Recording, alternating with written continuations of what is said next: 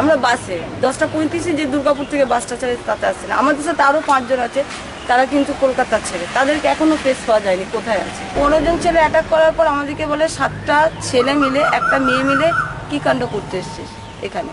আমি বললাম এটা আমার হাজব্যান্ড, ভোটার আই কার্ড সমস্ত কিছু দেখেছি, ওনারা কিন্তু মানেনি। ওরা যখন একটু এগিয়ে গেল আমার ওড়না ধরে টানলো, পিছন দিক থেকে বাইকটা এসে সামনে গিয়ে বলে যে কোন বাপ আছে দেখি, মানে কোন লজে তোরা থাকতে পারিস।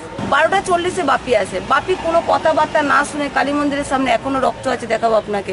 ওখানে মোটামুটি একটা ছেলেকে তো মেরেই ফেললো প্রায়, আর একটা ছেলেকে মাথা টাথা ফাটিয়ে দিল।